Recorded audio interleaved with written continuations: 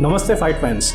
जैसा कि आप लोग जानते हैं, एमएमए वर्ल्ड में UFC 294 की हाइप दिन प्रतिदिन बढ़ती जा रही थी और UFC 294 की main fight Charles Oliveira versus Islam Makhachev के बीच शेड्यूल्ड थी सैटरडे 21 अक्टूबर को आबू धाबी में। मगर अब एक बहुत बुरी खबर सामने आ रही है कि चार्ल्स ओलिवेरा ने पुल आउट कर लिया है इस फाइट से और उनके बदले अब इस्लाम माखाचेव से फाइट करेंगे उनके राइवल एलेक्स वोल्कानोव्स्की।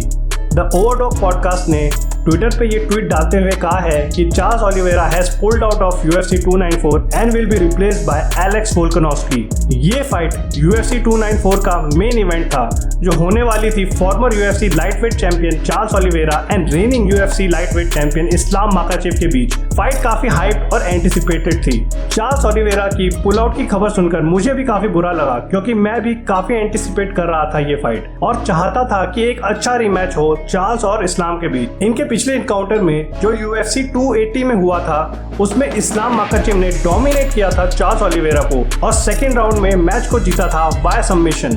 इस रीमैच में फॉर्मर चैंपियन चार्ल्स ओलिवेरा के पास मौका था अपने लॉस को एवेंज करने का एंड वापस हासिल करने का लाइट वेट चैंपियनशिप का टाइटल। कहा यार पॉला कोस्टा के चांसेस लग रहे थे पुल आउट करने के उनकी एल्बो सर्जरी के बाद और कहा हमारे फॉर्मर चैंपियन चार्ल्स से पुल आउट कर लिया। वैसे अगर इस्लाम और चार्ल्स के बीच फाइट होती तो आपको क्या लगता है कौन फाइट जीतता? मेरे हिसाब से इस बार भी इस्लाम के जीतने के चांसेस हाई थे।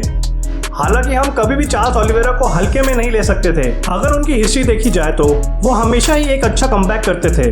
उनकी लाइफ स्टोरी भी काफी इंस्पायरिंग है जिसको कि हम बाद में अच्छे से कवर करेंगे अपने चैनल में। चार्ल्स ओलिवेरा ने कमाल का कमबैक किया भी है UFC 289 में जहां उन्होंने फर्स्ट राउंड में ही नॉकआउट कर दिया था डैनियल डैरिश को।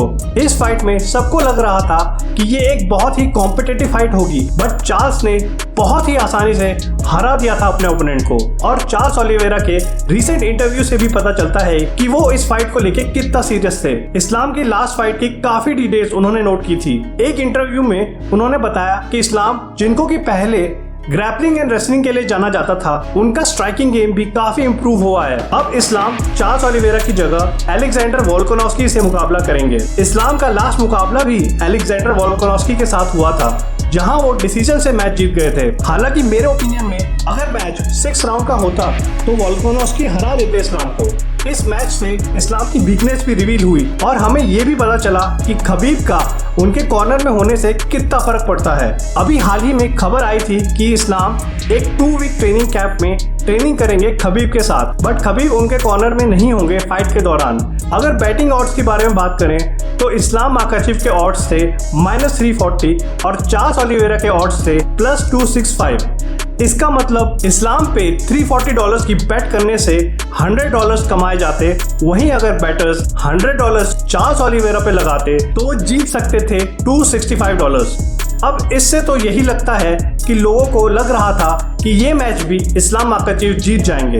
एलेक्जेंडर वोल्कानोव्स्की भी एक इंटरव्यू में कहते हैं कि उनको लगता है कि चार्ल्स और इस्लाम की ये फाइट भी सिमिलर होती पहली फाइट की तरह। इस्लाम वेल राउंडेड है और वो हरा सकते हैं चार्ल्स ओलिवेरा को। कुछ लोगों का ये भी कहना था कि चार्ल्स ओलिवेरा के लिए एक नथिंग टू लूज वाली सिचुएशन थी और प्रेशर ज्यादा इस्लाम माखाचेव के ऊपर होता। मैं इस बात से एग्री नहीं करता।